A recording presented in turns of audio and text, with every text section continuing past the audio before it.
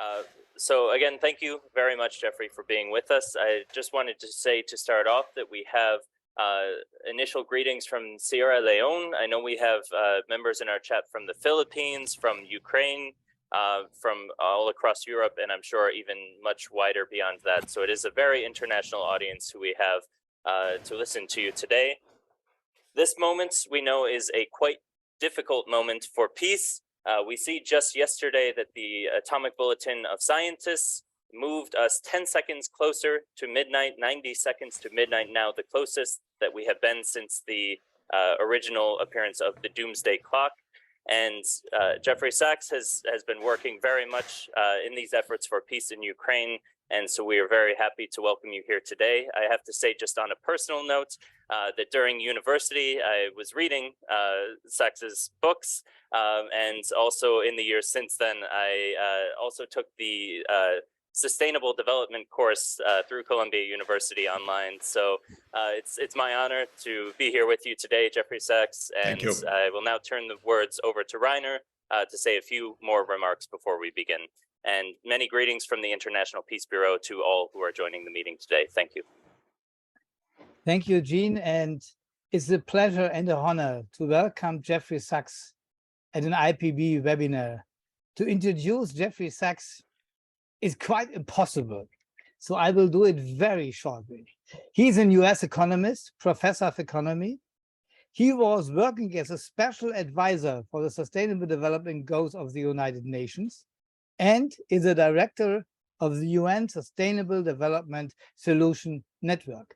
But his main works during the last months is the fight for peace negotiations and ceasefire in the Ukraine. He was the main organizer of what I'm shortly calling the Vatican Peace Congress, which comes out with a highly interesting document working for peace and negotiations, bringing together a high-level group of experts.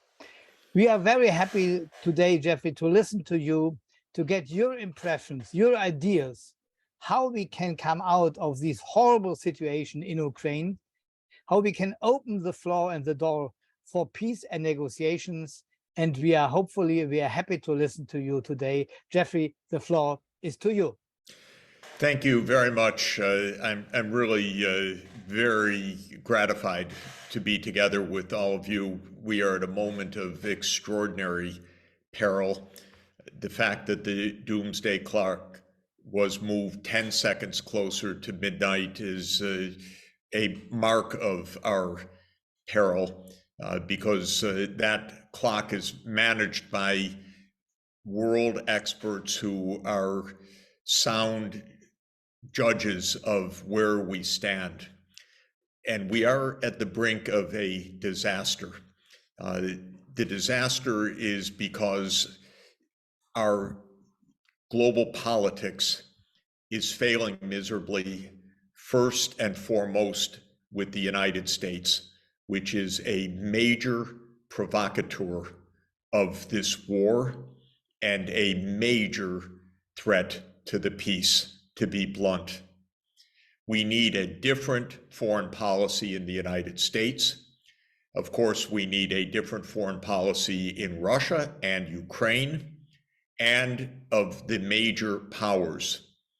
And this has to be a foreign policy to get us off this reckless war between Russia and NATO, which is escalating by the day, because the doomsday clock moved 10 seconds closer to midnight at the same time that the United States and Germany agreed to send new, highly advanced tanks to Ukraine in a guaranteed reckless escalation that brings us closer to nuclear war.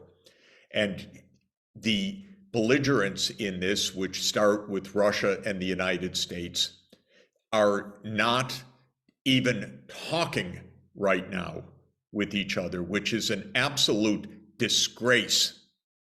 It's worse than 5-year-old children.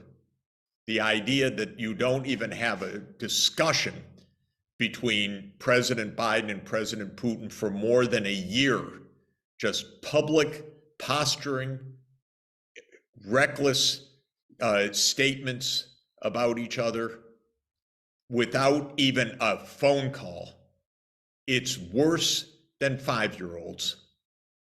And I give a huge amount of responsibility for this horrible situation to the US government over many years. The reason is this conflict goes back actually more than 30 years to 1990, when President Gorbachev, who I had the honor to help support as an economic advisor to his economic team, unilaterally disbanded the Warsaw Pact military alliance of the Soviet Union. Unilaterally. And when he did it, he received solemn assurances by Germany and the United States that NATO would not fill the vacuum with US-led military bases and alliances. And the United States lied. Not for the first time, by the way.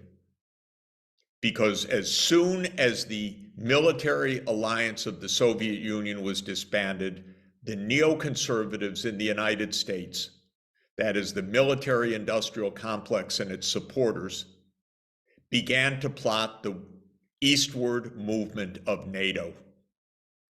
And this started already in 1992.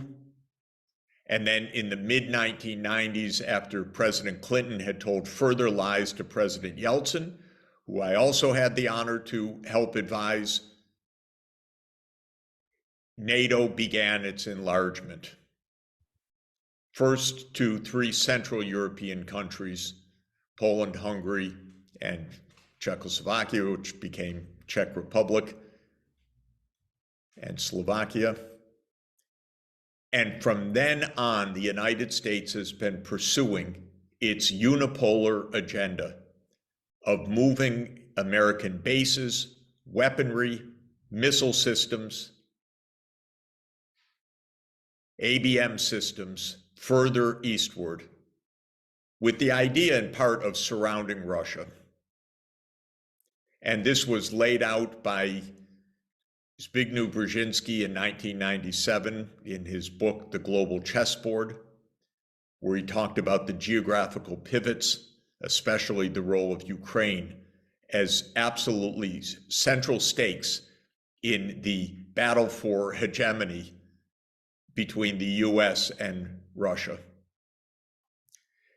In 2004, NATO expanded to 7 more countries, including the Baltic states, Romania, Bulgaria, Slovenia, and Slovakia. And then in 2008, George Bush Jr. insisted that NATO would move to Ukraine and to Georgia.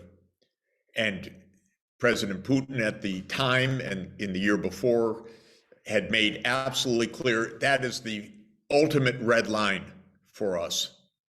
And it was in this context also we should recall that the United States had unilaterally abandoned the ABM treaty and started placing missiles in Eastern Europe. And so in 2008, President Putin already told Bush that this was leading to conflict and that Russia would take Crimea if the US persisted in its move. Then please understand that in 2010, 11, 12, 13, Ukraine tried to walk a delicate balancing act between the United States pressures and Russia. President Yanukovych called for neutrality, which is what he understood rightly to be necessary to save Ukraine from the disaster that it's in right now. The United States could not abide by neutrality.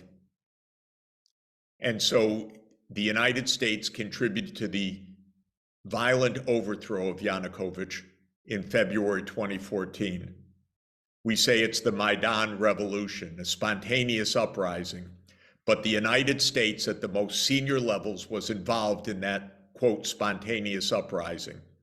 including the then Assistant Secretary of State, Victoria Nuland, who is now the Undersecretary of State for Political Affairs, and who has been involved in manipulating Ukraine's politics for a decade. She is the inside neocon in the State Department.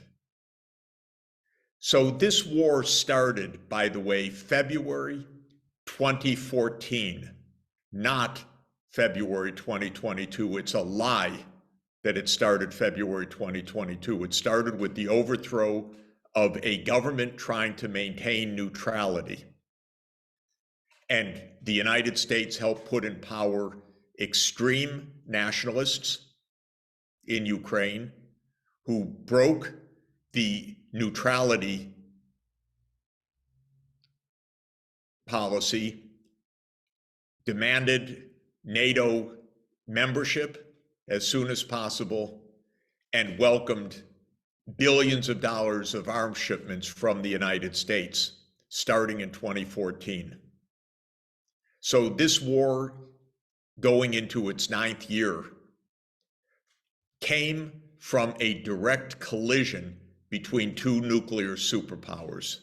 How stupid is this? I can't even use polite language because the people in the United States government that have provoked this, these neoconservatives who have been in power for more than 30 years, are putting the entire world in danger. And of course, the media is completely dominated by the US and UK, English language media, I should say. And it tells one story, the bravado US-led narrative. It doesn't tell any of the facts, gives none of the background. And by the way, the United States learned its tricks from Britain, which has certainly been the most violent country in history over the last 2.5 centuries, fighting in almost every place in the world. Now Britain can't manage anything. It can't even keep its clinics open anymore, but it still loves war as long as it's someone else's war. So Britain is the great propagandist of this war. And the English media tell the story. Putin invaded, no reason, no provocation, February 2022. It's all Russia's evil, without any background at all. And without the most basic point, which is that this was completely avoidable and preventable if the United States neoconservatives had not been pushing a dangerous agenda for 30 years and putting all of us in peril. It's disgusting. But what's disgusting, by the way, is that they are not even grown up enough to get on a phone call together to say, how do we avoid disaster? This, to me, is inexcusable. Even 5-year-olds talk with each other after they have the fight in the playground. But there's no talk. It's just hate language every day. And we hear the hate language coming from Ukraine's government. We hear the hate language coming from the UK especially. They're the masters of this kind of Russophobia. We hear the hate language in the United States, and we have no negotiations going on right now. And then we hear the Secretary General of NATO as if he's just quoting George Orwell, but he means it seriously. He say, weapons are peace. No, Mr. Stoltenberg, weapons are not peace. Negotiations are peace. Shame on you for saying that weapons are peace. We're grown-ups. Talk like grown-ups. We want to stay alive. We don't want a nuclear war. We don't trust you. Because if you want trust, then talk to the other side. Understand politics. Understand, like Clausewitz knew 2 centuries ago, war is a continuation of politics with other means. It means that politics in the normal sense was not pursued properly, so that politics now is by killing people and destroying Ukraine. Politics is to separate the two superpowers, to stop the neoconservative illusion of a unipolar US world. We don't want a hegemon, whether it's the US or any other country. We want a multipolar world. We don't want a world of military alliances that's going to get us into World War III the same way that it got us into World War I, and we've never gotten out of that. Stop these divisions of the world between our side and your side, and talk with each other. And especially keep the military powers away from each other. Because the President of the United States should be the first to say NATO will not enlarge to Ukraine. We don't want these two superpowers accidentally or deliberately entering into complete Armageddon. Think of the United States, how it would be if Russia made military bases in Mexico. We'd say, oh, sure, no problem. That's Mexico's right. Hardly. We'd invade the next day. But the neocons don't have principles. They just have the idea of power. So, well, Russia's not going to do it. We're going to do it. But this is what is bringing us 90 seconds to midnight, for God's sake. So what do we need to do? We need for negotiations to start immediately.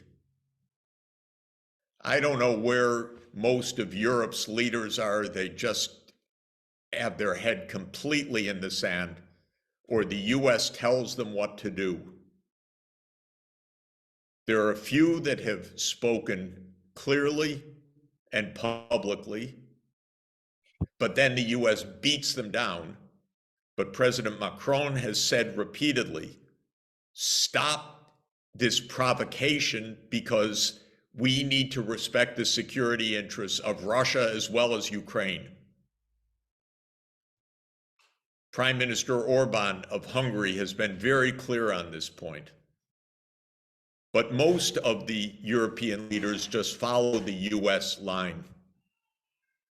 And so we don't hear from Europe, and Brussels even more so. It's just a war party. There's no diplomacy anymore. But for the rest of the world, and there are people all over the world listening in, please have your governments call for negotiations immediately. And the negotiations are not between Ukraine and Russia. This is a war between the United States and Russia. It's being fought by Ukrainians who are trapped in the middle of this disaster, by leaders who somehow were told by the United States, oh, be with us, we'll keep you safe, just like the US kept the Vietnamese safe, just like the US kept the Afghanis safe. Come on. This is time for honesty and being grown up. Ukraine is not being helped at all by this. Ukraine's being destroyed by this proxy war. But have your governments call for immediate negotiations between the United States and Russia to stop a war that is endangering the entire planet. And it's obvious the first term of an agreement is Russia goes home and the United States stops NATO enlargement. This is the basis of peace, that Ukraine is neutral, and both sides of both these nuclear superpowers back off. Neither fills the vacuum of the other. Of course, there are specific issues inside that need now to be settled. We once had the Minsk II agreements, and they were aimed at settling peacefully the conflict in the Donbass. But we even heard from former Chancellor Merkel, oh, we didn't really mean that. We weren't really going to guarantee that.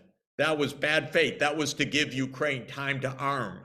She actually said that a couple of weeks ago. We had agreement for peace, but was it a fake by the US and Ukraine and Germany to rearm? Or was it real? We need something real this time, not something fake. And similarly with Crimea, what Yanukovych was proposing was a long-term lease arrangement for Russia and Ukraine in Crimea, because after all, Russia's had its naval fleet in Sevastopol since 1783. And then every day now, Zelensky says, oh, we're going to chase them out of Crimea. Yeah, over all of our dead bodies. Let's stop this nonsense, this childishness. The whole world's survival is at stake. And this rhetoric is so reckless of these leaders, these so-called leaders, these politicians, who think that they, with bravado, that they can say anything, but what they're doing is driving us closer to nuclear war. So we need compromises like the Minsk Agreement, like a long-term arrangement for Crimea, and especially for the two nuclear superpowers to back off and stop this reckless NATO enlargement, which was a lie from the beginning, a violation of agreements made to President Gorbachev all the way back in 1990, and hopelessly provocative and dangerous. And that is the key to getting a world back to some protection and some hope for survival. So thank you very much. We need your voices everywhere in every country for governments to stand up clearly at the United Nations and in every other forum to say, stop this war now, stop the escalation, stop the bravado, stop the hate talk, and sit down and negotiate a peace that respects the security interests of all of the parties, and stop the military expansion. This is the root of this war. Thank you very much. Jeffrey, thank you so much for these highly interesting, but also reminding us to our responsibilities.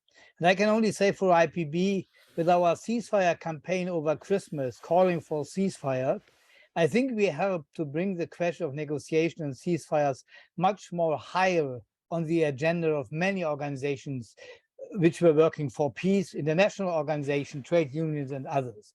And we will continue with this. We have in mind to have a big negotiation peace conference in Vienna in May, June, to support your ideas and thoughts.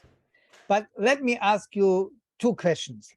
First question is, what do you think is the role of the Europeans, European Union, but also of the other European countries? And the second question, who are the forces which can internationally or worldwide, which are the governments worldwide, which can help bringing these war-oriented governments to a negotiation table? Are there international governments? Is this India? Is this China? Are we speaking about Turkey? Maybe you can describe a little bit how we can change the forces in the direction of negotiation and ceasefire. Thank you very much. Let me start with the second question. Most of the world, and I should be more clear, most of the world's governments clearly want peace and are neutral in this conflict between the US and Russia. It's when this war, the war of 2022 exploded in February last year, the US and Europe said, okay, the whole world's aligned against Russian aggression. Well, actually, it wasn't like that. The vast majority of the world's governments said, stop the fighting. We don't take sides. We don't join your sanctions. We don't view this as a one-sided affair. China, for example, very responsibly said, negotiate, but respect the security interests of all sides. What that meant was the NATO question. And around the world, most governments did not impose sanctions on Russia. They said, we want an end to the war. We are neither Russia haters nor Ukraine haters. We want the two sides to negotiate. So practically speaking, China, Brazil, India, South Africa, the so-called BRICS countries, together with Russia, those countries are major voices for peace and negotiation, and they should continue to say very clearly that their vision is not to side with one side or the other side, but to side with negotiation and peace. And India has a special role to play. Not only is it a great country and a civilization and 1.4 billion people, but it's the presidency of the G20 this year. And so India has plenty of opportunity to push hard for peace and negotiations.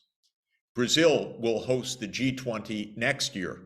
President Lula is very clear that what is needed right now is not military victory on the battlefield. This is a reckless illusion. What is needed is negotiations and an end to the NATO enlargement.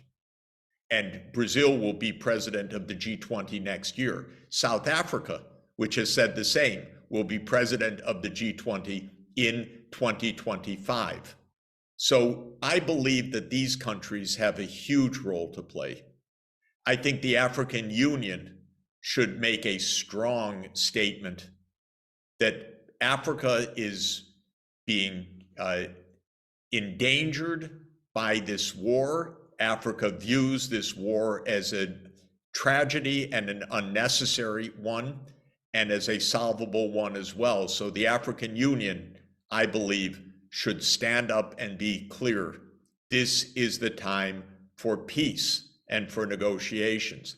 Turkey, in my mind, gets a special commendation because President Erdogan has worked very hard during the past year, and his very skillful foreign ministry has worked hard to try to mediate between the two sides. It's not easy to do, but of course, Turkey knows the Black Sea area very well indeed, and should be able to play a very important role. But I would say there's not a government in the world that can't contribute to the momentum of demand for negotiations by saying to the big powers, we do not agree with the approach of winning on the battlefield, because that endangers the whole world. Of course, first and foremost, Ukraine, but actually the entire world with nuclear war. And we demand, therefore, a negotiation now. How can they even think to send tanks right now without even mentioning the word negotiations? Shame on them, shame.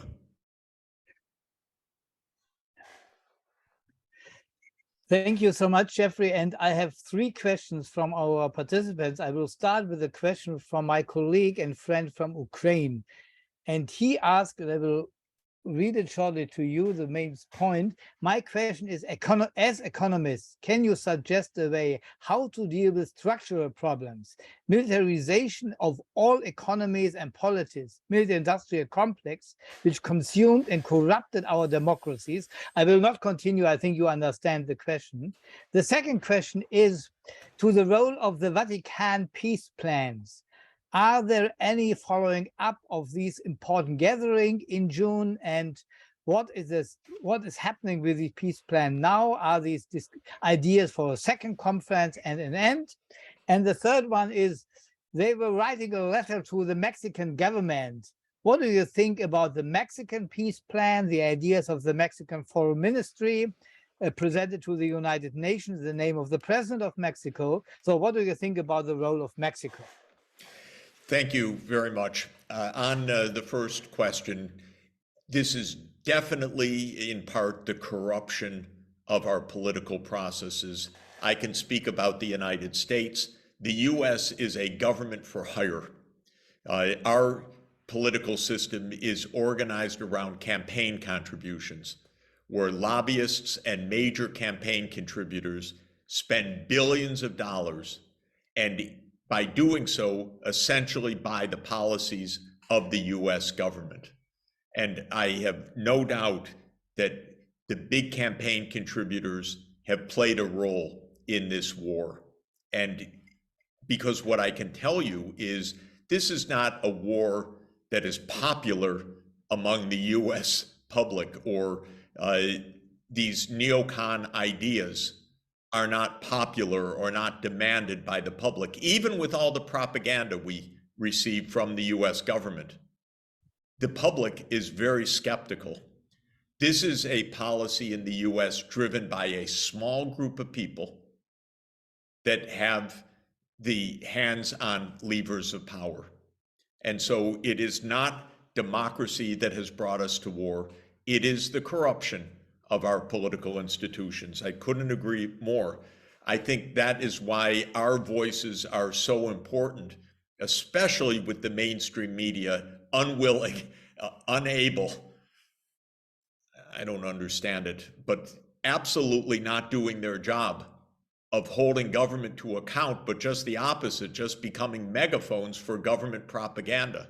The New York Times, the Washington Post, useless.